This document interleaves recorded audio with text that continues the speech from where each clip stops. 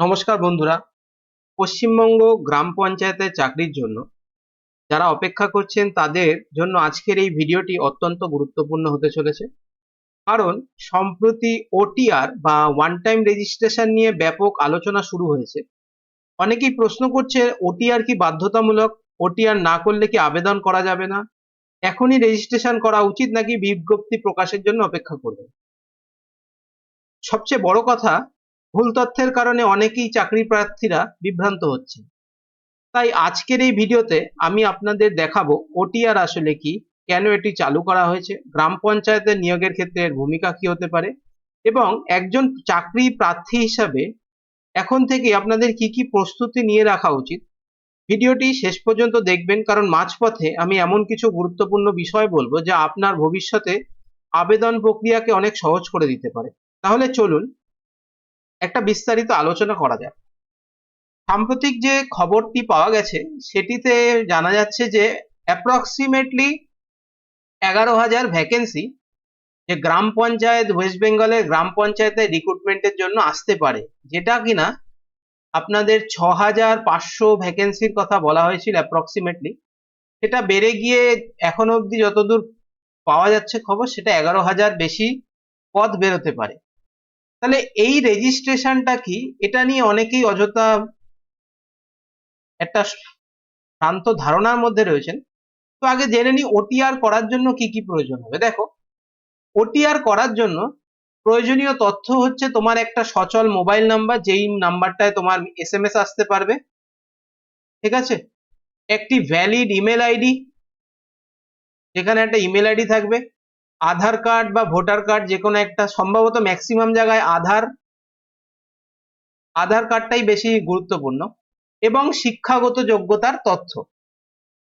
মানে গ্রাম পঞ্চায়েতে রিক্রুটমেন্টে বিভিন্ন স্তরে বিভিন্ন লেভেলের জন্য ভ্যাকেন্সি বেরোবে। সেই বিভিন্ন ভ্যাকেন্সিতে বা বিভিন্ন লেভেলের বিভিন্ন রকম যোগ্যতা, তার ক্রাইটেরিয়া থাকতে পারে। যেমন 8 পাস, মাধ্যমিক পাস, উচ্চ মাধ্যমিক পাস, ডিপ্লোমা, গ্র্যাজুয়েশন। এই 5 ধরনের যোগ্যতার কথা এখানে আমি তোমাদের বলছি। দেখো, ওটিআর করতে গেলে সবার আগে কি করবে, WBPRMS এর অফিসিয়াল পোর্টালে তোমরা যাবে। সেখানে গেলে দেখতে পাবে ডান দিকে রেজিস্টার নাও বলে একটা অপশন রয়েছে। এই রেজিস্টার নাও অপশনে গিয়ে নিজের নাম, মোবাইল নাম্বার, ইমেল এবং ডেট অফ বার্থ তোমরা দেবে। এবং এইগুলি দেওয়ার পরে একটা সাবমিট অপশন আসবে, ঠিক আছে। এই সাবমিট অপশনে গিয়ে যখন সাবমিট করবে, একটা ওটিপি তোমার ফোন নাম্বারে পাঠানো হবে। এই ফোন নাম্বারে ওটিপিটা তুমি যখন সাবমিট করলে, সেখান থেকে তোমার একটা লগ ইন আইডি এবং পাসওয়ার্ড তৈরি করার জন্য একটা অপশন আসবে। এবার এই ওটিআরটি শুরু হয়েছে 10ই জুন থেকে, ঠিক আছে। 10ই জুন থেকে শুরু হয়েছে। এর আগেও আগের বছরে এই ওটিআর করা হচ্ছিল। অনেক ক্যান্ডিডেট এমন আছো যারা কিনা আগের বছরেই ওটিআর করেছো, ঠিক আছে। তাদের জন্য পুনরায় কোনো ওটিআর করার প্রয়োজন নেই। তোমরা যদি তোমাদের আইডি এবং পাসওয়ার্ড দিয়ে ভুলে থাকো, তাহলে সেখানে ফরগট পাসওয়ার্ড করবে, ঠিক আছে। ফরগট পাসওয়ার্ড করবে এবং সেখান থেকে তোমরা নিজের আইডি এবং পাসওয়ার্ড পুনরায় পেয়ে যেতে পারো। এবার ওটিআর যারা ধরো এখনো করেনি, ভাবছে যে নোটিফিকেশন বেরোলে আমি ওটিআরটা করব, তাদের কি সমস্যা হতে পারে। দেখো, এই রেজিস্ট্রেশনটা যদি তুমি এসএসসির এক্সাম দেখো, এসএসসির এক্সামেও তোমাকে একটা ওটিআর করতে হয়, ওয়ান টাইম রেজিস্ট্রেশন। এই ওয়ান টাইম রেজিস্ট্রেশনের সমস্ত তথ্য তোমার ফর্ম ফিল আপে থাকবে। তো ওটিআর ছাড়া তুমি ফর্ম ফিল আপ করতে পারবে না, ঠিক আছে। ওটিআর ছাড়া তুমি একদমই ফর্ম ফিল আপ করতে পারবে না। কারণ আমরা এসএসসির যে বিভিন্ন ট্রেন্ড গুলো দেখেছি, সেখানে ওটিআর প্রয়োজন হয়, ওটিআর ছাড়া কোনো ফর্ম ফিল আপ করা যায় না। তো তখন যদি ফর্ম যখন বেরোয়, কারণ জানো এখানে যেহেতু এজ লিমিট অনেকটাই বেশি হবে এবং শিক্ষাগত যোগ্যতা অনেকটা কম হবে, তাহলে এখানে স্বাভাবিকভাবে জনসংখ্যা অনেক বেশি হবে যারা ফর্ম ফিল আপ করার জন্য অ্যাপ্লাই করবে। এত বিপুল সংখ্যক জনসংখ্যা হবার কারণে কি হবে, সাইট ক্র্যাশ করে যাবে। তখন যারা ওটিআর করতে চাইবে, তখন কিন্তু ওটিআর এর সমস্যা হতে পারে। এর ফলে তোমাদের এমনও হতে পারে যে ফর্ম ফিল আপের ডেট পার হয়ে গেছে, তুমি ফর্ম ফিল আপ করতে পারছো না। তো সেই জিনিসগুলোকে অ্যাভয়েড করার জন্য তুমি এখনই চেষ্টা করো যে ধীরে সুস্থে ওটিআরটা করার। কারণ 2-1 মাসের মধ্যে হয়তো এটার রিলেটেড যে সমস্ত নোটিফিকেশন গুলো তোমরা পেয়ে যাবে। এবং কি লাগবে কি না লাগবে, কোন কোন পোস্ট, একটা আমার ধারণা অনুযায়ী এই সমস্ত পোস্টগুলো আসতে পারে।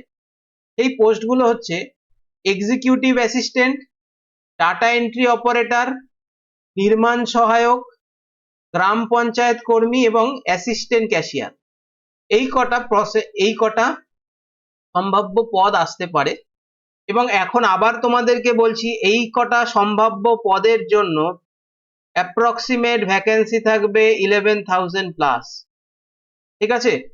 তো যাদের এজ ধরো অনেকটাই, গ্রাম পঞ্চায়েতের জব কিন্তু অনেকের খুব লোভনীয়, কারণ এটা তুমি নিজের আশেপাশে এরিয়াতে চাকরি পাওয়াটা যায় এর জন্য।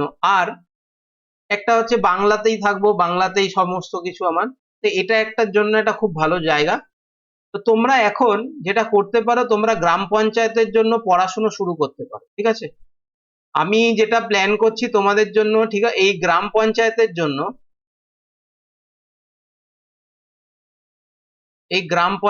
জন্য, আমি প্ল্যান করছি যে উইকলি, এখন আপাতত উইকলি দুটো ম্যাথের প্র্যাকটিস সেট তোমাদের করাবো। ঠিক আছে? যেটা কিনা এক্স্যাক্ট এই পঞ্চায়েত লেভেলের থাকবে। এবার এই প্র্যাকটিস সেট কবে কবে তোমরা পাবে? এই প্র্যাকটিস সেট একটা পাবে তোমরা বুধবার, মানে ওয়েডনেসডে। আর একটা প্র্যাকটিস সেট তোমরা পাবে, সেটা হচ্ছে তোমাদের সানডে, ওয়েডনেসডে আর সানডে। এই দুদিন তোমাদের আপাতত দুটো করে ম্যাথের প্র্যাকটিস সেট উইকলি চলবে। আর তার সাথে যারা তোমরা ডাব্লিউবিপির জন্য প্রস্তুতি নিচ্ছ, ঠিক আছে, এখানে অনেকেই আসছো যারা ডাব্লিউবিপির জন্য ভিডিওটি আছো ক্যান্ডিডেট, তোমাদের জন্য বলছি যে তোমাদের জন্য খুব তাড়াতাড়ি একটা সারপ্রাইজ আসতে চলেছে। ঠিক আছে? তো যদি তোমাদের এই ভিডিওটি ইনফরমেটিভ লাগে, তো অবশ্যই তোমরা তোমাদের লাইক, শেয়ার এবং ভালোবাসা তোমাদের শেয়ার বলো।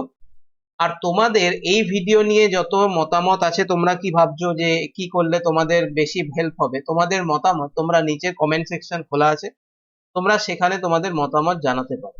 ঠিক আছে? তো থ্যাংক ইউ, আজকের মতো এইটুকুই। দেখা হবে আবার আগামী দিন অন্য একটি ইনফরমেটিভ ভিডিও।